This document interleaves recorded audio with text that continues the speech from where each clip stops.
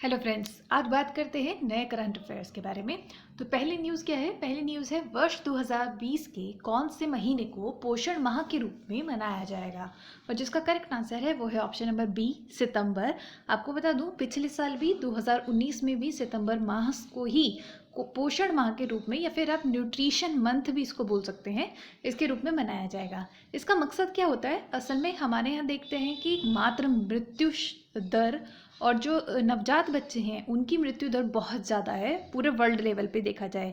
तो कहीं ना कहीं हम माता के स्वास्थ्य को और जो नवजात बच्चे हैं उनके स्वास्थ्य को टैकल करने की कोशिश कर रहे हैं। तो इस बार की जो थीम है वो रखी गई है सही पोषण देश रोशन। और ये राष्ट्रीय पोषण मिशन जो है वो किस मिनिस्ट्री के अंडर चलाया जा रहा है? तो ministry of women and child development के अंतर्गत ये चलाया जा रहा है।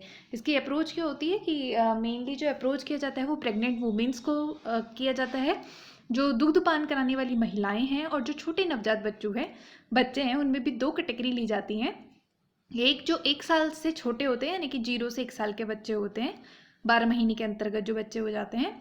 उसके अलावा एक जो मुख्य फोकस दिया जाता है वो 1 से 5 साल तक के बच्चों को दिया जाता है, क्योंकि उसी समय उनका मानसिक विकास होता है, बौद्धिक विकास होता है, और कहीं ना कहीं देखा जाए तो शारीरिक विकास भी उस घटनाक्रम में बहुत अधिक होता है। तो इन सब चीज़ों को देखते हुए जो सरकार है वो विशेष जो ध्यान देती है वो महिलाओं पर दे रही है, बच्चों पर दे रही है। तो इसी उपलक्ष्य में ही पोषण माह मनाया जा रहा है। नेक्स्ट जो न्यूज़ है वो है हाल ही में ऑनलाइन आयोजित किए गए FIDE चेस ओलंपियाड में स्वर्ण पदक किसने जीता है? और इसका आंसर है ऑप्शन नंबर सी, उपरोक्त दोनों, यानी कि भारत और रूस दोनों ने जीता है। हुआ क्या था कि इंटरनेट कनेक्शन में कुछ गड़बड़ी की वजह से जो ये मैच था वो रद्द करना पड़ा था, और मतलब टाई जैसा हो गया था। तो इसी वजह से इन जो ये इसमें जो चेस ओलंपियाड है इसमें दोनों लोग विजेता रहे हैं। भारत और रशिया दोनों के जो प्लेयर्स रहे हैं वो इसमें विजेता के रूप में उभरे हैं। नेक्स्ट न्यूज़ है वो है हाल ही में UAE फूड इंडस्ट्री और भारतीय किसानों के बीच समन्वय बनाने के लिए किस प्लेटफॉर्म को लॉन्च किया गया है? इसका जो करेक्ट आंसर है वो है ए, एग्रीओटा।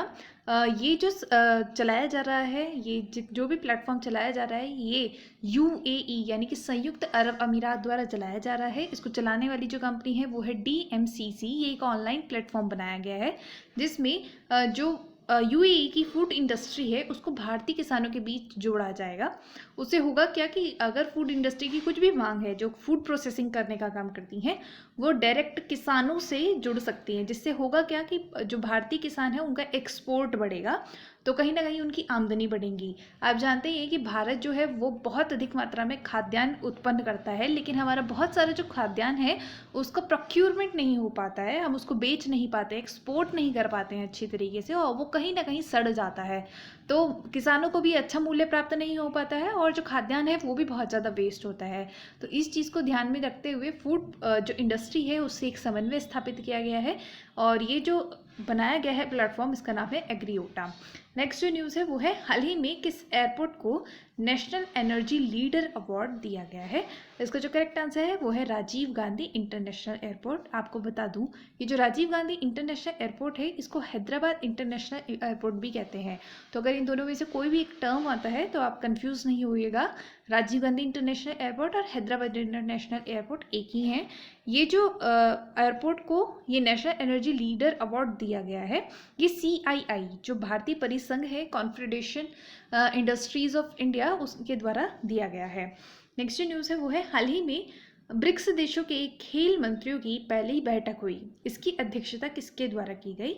इसका जो करेक्ट आंसर है वो है रूस। देखिए यहाँ पर ब्रिक्स देशों की खेल मंत्रियों की पहली बैठक हुई है, और कभी भी इस तरह से जब मंत्रियों की बैठक होती है, चाहे वो कल्चरल हो यानी कि साहित्यिक हो, सांस्कृतिक हो, या खेल मंत्रियों की जिस तरह से इस तरह से मीटिंग हो रही है, तो इनका एक विशेष औचित्य रहता है ताकि सांस्कृतिक रूप से भी अपने जो देशों के मजबूत रिश्ते हैं उनको बढ़ाया जा सके। तो यहाँ पर थोड़ा हम ब्रिक्स के बारे में देख लेंगे। ब्रिक्स है क्या? ब्रिक्स मिल के बना है Brazil, Russia, India, C for China and S for south Africa. जो साउथ अफ्रीका है वो 2010 में इसमें शामिल हुआ था, और जो ब्रिक्स जो बना था वो 2009 में बना था। इस बार जो उसकी अध्यक्षता की जा रही है वो रूस के द्वारा की जा रही है। नेक्स्ट न्यूज़ है वो है हाल ही में मानसिक स्वास्थ्य तक सबकी पहुंच सुनिश्चित करने के लिए किस नाम से टोल फ्री सेवा शुरू की गई है? और इसका जो करेक्ट आंसर है वो है किरण। यहाँ पे थोड़ा मिस्टेक हो गया है, इसका करेक्ट आंसर किरण है। और ये जो चलाया जा रहा है ये ministry of social justice and empowerment यानी कि सामाजिक न्याय व अधिकारिता मंत्रालय द्वारा ये जो सेवा है चलाई जा रही है। ये टोल फ्री नंबर है। इस पे हम जो भी मानसिक स्वास्थ्य से पीड़ित हैं मनुष्य, वो जाकर इस पर चर्चा कर सकते हैं। यहाँ पर ध्यान देने योग्य एक बात और है कि जो भारत है उसमें बहुत ज़्यादा मानसिक स्वास्थ्य पर ध्यान नहीं दिया जाता है। असल में हम लोग मानते ही नहीं है कि मानसिक स्वास्थ्य नामक भी कोई चीज़ होती है। अगर कोई थोड़ा सा भी डिप्रेस्ड होते हैं या फिर उन्हें थोड़ी सी भी समस्या होती है, वो थोड़ा मेंटल इल होते हैं, तो उनको पागल करार दिया जा सकता है। तो कहीं ना कहीं जो मनुष्य है वो भी थोड़ा हिचकते हैं अपनी बात सामने रखने के लिए, जबकि एक बहुत बड़ा मुद्दा हो गया है अवसाद के कारण, स्ट्रेस के कारण, ये जो हमारी भाग दौड़ वाली ज़िंदगी हो गई है इसके कारण बहुत सारे जो लोग हैं वो मेंटली जो है वो डिस्टर्ब हो जाते हैं, वो थोड़ा विकार आ जाते हैं उनमें, वो अपनी बात नहीं कह पाते हैं, अवसादों में चले जाते हैं, डिप्रेस्ड हो जाते हैं। तो उनके लिए ये जो हेल्पलाइन है वो शुरू की गई है। एक चीज़ और है यहाँ पे, जैसे कि देखेंगे आप कोरोना महामारी जो है वो बहुत ज़्यादा लोगों में डर बैठ गया है, तो उसके लिए भी कहीं ना कहीं ये हेल्प करेगा, क्योंकि बहुत से लोग हैं जो घर में ही हैं और क्या होता है एक ही जैसा माहौल रहता है तो आदमी थोड़ा व्यस्त रहने लगता है, उसको बहुत ज़्यादा बेचैनी होने लगती है, उसको कहीं ना कहीं ये लगने लगा कहीं मैं तो नहीं बीमार हो जाऊँगा, बहुत सारी चीज़ें होती हैं इस तरह की।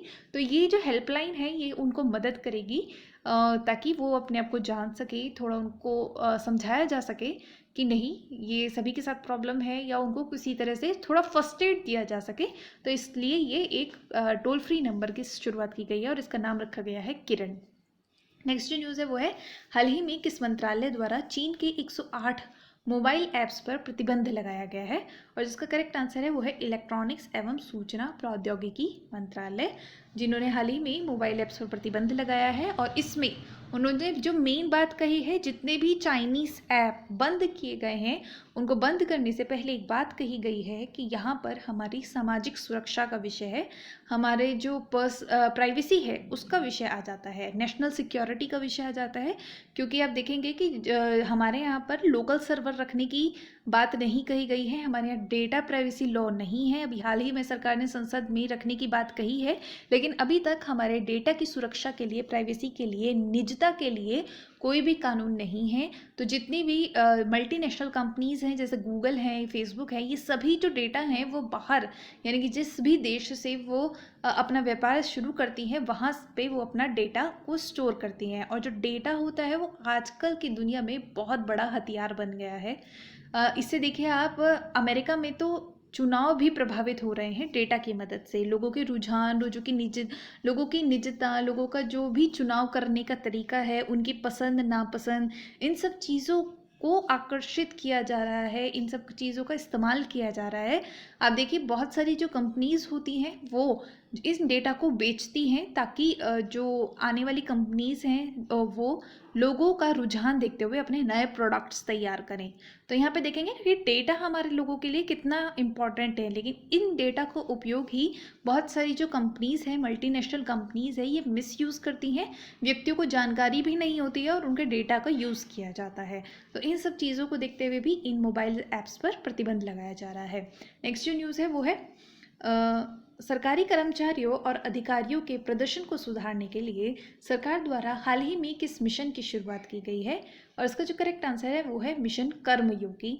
आप जानते हैं कि सरकार हमेशा ये कहती है कि मिनिमम गवर्नमेंट हो और मैक्सिमम गवर्नेंस हो, यानी कि सरकार ये चाहती है कि शासन में बहुत ज़्यादा पारदर्शिता लाई जाए, जो लाल फीताशाही है उसको कम किया जाए, यानी कि बहुत सारे जो नियंत्रण है सरकार के द्वारा उनको कम किया जाए, व्यापार को सुगम बनाया जाए, लोगों को अच्छी तक पहुँच मिल सके, ताकि लोग ये फील ना करें कि उनके जो शिकायतें हैं उनको सुना नहीं जा रहा है या उसके ऊपर कोई कार्यवाही नहीं की जा रही है। तो ये जो मिशन कर्मयोगी चलाया जा रहा है ये मेनली जो होगा वो सिविल सर्विसेज के लिए होगा, जैसे कि आईएएस, आईपीएस, आईएफएस जो अधिकारी होते हैं उन लोगों के लिए होगा, यानी कि जो अधिकारियों के लिए ये एक मिशन शुरू किया गया है, मिशन कर्मयोगी। इसमें होगा क्या, इसमें ट्रेनिंग दी जाएगी, इसमें उसके आधार पर उनकी परफॉर्मेंस जो है वो कलेक्ट की जाएगी कि वो कितना परफॉर्म कर पा रहे हैं, वो कितना मनुष्य से जुड़ पा रहे हैं, उनके द्वारा कितनी जो योजनाएं हैं उनमें अच्छा क्रियान्वयन किया गया है उन योजनाओं का। तो इस तरीके से उनकी एक परफॉर्मेंस इंडेक्स तैयार किया जाएगा। और ये किसके द्वारा किया जा रहा है? ये department of personal and training के द्वारा किया जा रहा है। तो ये रही आपकी न्यूज़। इसको हम हिंदी में बोलते हैं कार्मिक और प्रशिक्षण विभाग के द्वारा ये जो मिशन कर्मयोगी है वो चलाया जा रहा है। नेक्स्ट जो न्यूज़ है वो है हाल ही में जम्मू कश्मीर की आधिकारिक भाषा में किन्हें जोड़ा गया है। तो आपको बता दूं इसमें कश्मीरी, डोगरी और हिंदी तीनों को जोड़ा गया है। इससे पहले उर्दू और इंग्लिश वहाँ की आधिकारिक भाषाएं यानी कि ऑफिशियल लैंग्वेज मानी जाती थी। एक चीज़ और बता दूं आपको यहाँ पर कि पंजाब का भी एक बहुत बड़ा नाम आया है कि पंजाबी भी वहाँ पर होनी चाहिए, क्योंकि आप जानते ही हैं कश्मीर में रणजीत सिंह जी का भी योगदान रहा था कश्मीर के शासन में। तो अभी पंजाब सरकार द्वारा भी ये मांग उठाई जा रही है कि पंजाबी को भी आधिकारिक भाषा का वहाँ पर जोड़ा जाना चाहिए। नेक्स्ट जो न्यूज़ है वो है हाल ही में जारी हुए ग्लोबल इनोवेशन इंडेक्स 2020 में भारत को कौन सा स्थान प्राप्त हुआ है।